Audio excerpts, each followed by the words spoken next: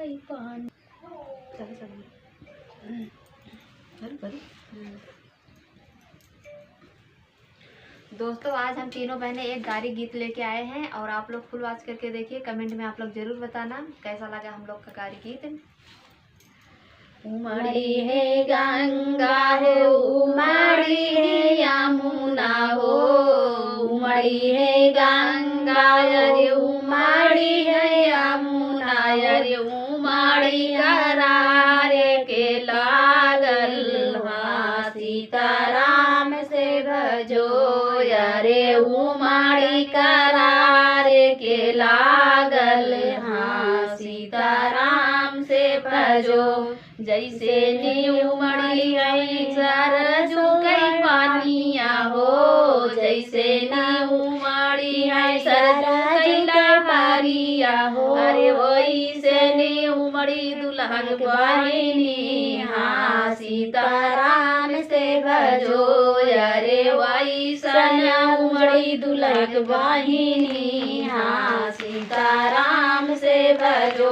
अपनी से जरिया पे सोई मोर भैया हो, अपनी से जरिया पे सोई मोर भैया जाई के छिनार जगाई हाँ सीताराम से भजो अरे जाई के छिनार जगाई हाँ सीताराम से भजो। सोवत मरद जाके उठी बैठे हो, सोवत मरद जाके उठी बैठे कहाँ रहु प्राण आधारी हाँ सीताराम से भजो। सोवत मरद जाके उठी बैठे हो, सोवत छाएला जाके उठी बैठे कहाँ रहु प्राण आधारी हाँ सीताराम से भजो अरे कहाँ रहु प्राण आधारी हाँ सीताराम से भजो।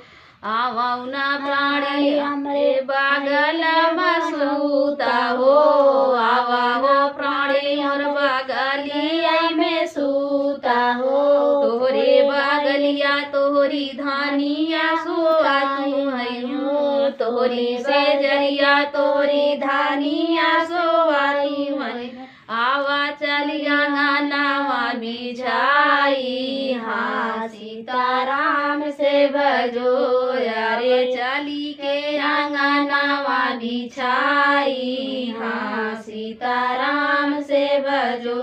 तोरे आंगनवा तोहरी मामी सुवत है हो, तोरे आंगनवा तोरी मामी सुवत है चली के दुआरिया बिछाई हाँ सीताराम से भजो अरे चली के दुआरिया बिछाई हाँ सीताराम से भजो।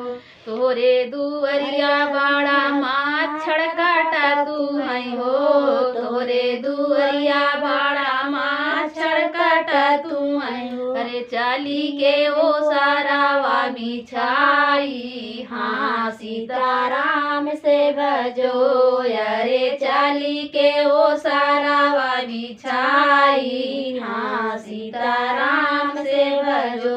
तोरे ओ सरवा बड़ा कूटा की काटा तू है हो, तोरे ओ सरवा बड़ा कूटा की काटा तू है हो जाली के बगियावा बिछाई हाँ सीताराम से भजो अरे चाली के बगियावा बिछाई हाँ सीताराम से भजो। तोरे बागिया सब लोग दिखत है हो, तोरे बागिया सब लोग दिखत अरे लाउटी के नरौ घरे आई हाँ सीताराम से भजो अरे लाउटी के छिनरौ घरे आई हाँ सीताराम से भजो। तो हमारा प्यारा सा गीत कैसे लगा कमेंट करके ज़रूर बताना।